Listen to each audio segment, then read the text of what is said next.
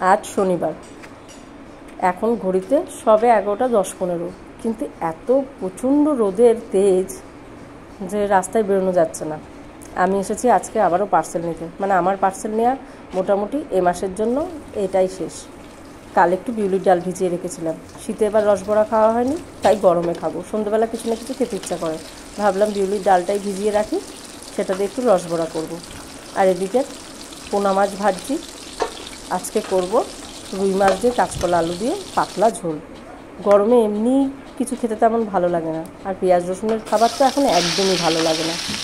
তার জন্য কাঁচকলা নর্মাল জিরে ধনে গুঁড়ো দিয়ে যেভাবে করে একটু টমেটো বা আদা বাটা দিয়ে ব্যাস একদম সেইভাবে একটুখানি তেল দিয়ে কাঁচকলা আলুটা ভালো করে আগে ভেজে নেব। সেই ফাঁকে বিউলির ডালের পেস্টটাও করে নিই ভাজাটা হতে হতে।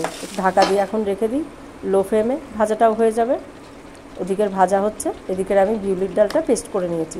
হুট করে পেস্টটা দেখলাম অনেকটাই হয়েছে, ভাবলাম না এতটা দিয়ে শুধু রসবড়া করব না, তাই মনে পড়লো একটুখানি তুলে রেখে দিই।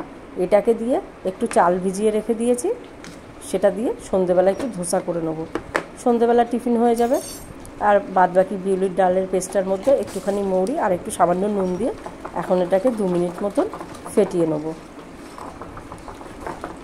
সন্ধেবেলা না, সন্ধে হলেই বেশি ভারী খাবার খেলে আবার রাতে কিছু খেতে পাই না, কিন্তু আবার হালকা কিছু খাবার না হলেও মনে হয় না কিছুই খাওয়া হয়নি।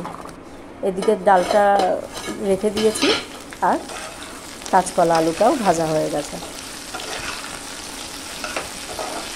বোন তো এই শীত গরম পড়লেই খালি বলে মাছ খাবো না, কিছু খাবো না, খালি ডাল কর, না হলে টক দই। টক দইটা আমাদের বাড়িতে আবার এই সময় খুব হয়, একদিন কিনে নিয়ে আসি, তারপরে সেই দইটা দিয়েই মোটামুটি 2-3 দিন পাতা হয়, তারপরে আবার একটু কিনে নিয়ে আসি। হালকা একটু রঙের জন্য আর একটু ঝালের টেস্টটাও হয়, তার জন্য সামান্য একটু লঙ্কার গুঁড়োও দিলাম। ব্যাস মশলাটা আবার একটুখানি ঢাকা দিয়ে 1 মিনিট মতন একটু জল দিয়ে কষিয়ে নেব। তারপরে জল ঢেলে জলটা ফুটে এলে রুই মাছগুলো দিয়ে দেবো। এখন যত দিনে পারা যায় না তেতো হালকা খাবার দাবার না খাওয়া খুব ভালো। জল দিয়ে একটুখানি ফুটতে দেবো। আর এখন যে ভয়েস করছি, ভয়েসে না পাখার একটা আওয়াজ পেতেই পারেন, কিচ্ছু করার নেই, এত পরিমাণে গরম না যে এখন পাখা ছাড়া 1 মিনিটও থাকা যাচ্ছে না। কড়াই বসিয়ে দিয়েছি, আগে বানিয়ে নেবো শিরাটা। তার জন্য এখানে যে মাপের বাটিতে আমি রসবড়ার ডালটা নিয়েছিলাম তারই একটা আন্দাজ করে 1.25 বাটি মতন চিনি দিয়েছি, তাতে দিয়ে দিচ্ছি প্রায় 4 বাটি জল। এদিকে দেখলাম কাঁচকলার ঝোলটাও ফুটে এসেছে, তার মধ্যে এখন রুই মাছগুলো দিয়ে দিচ্ছি। ব্যাস শেষে হালকা একটু গরম মশলা দিয়ে নামিয়ে নেব। আর এটা আগের দিন মিষ্টি বানিয়েছিলাম, ভিডিও দেখেছেন, তার কিছুটা রস ছিল, ভাবলাম রসবড়াই দিয়ে দিই, কারণ রসবড়ায় না অনেকটা পরিমাণে রস লাগে, যেহেতু বড়াগুলোর ভেতরে যাই টেনে নেয়। প্রায় 4 বাটি জল, সেটাকে ফুটিয়ে 3 বাটি করে নেব। আঠালো হবে না, কিন্তু বেশ চিনির টেস্টটা ভালো হয়। আর অল্প তেলের মধ্যেই অল্প অল্প করে দিয়েই বড়াটা ভেজে নেব।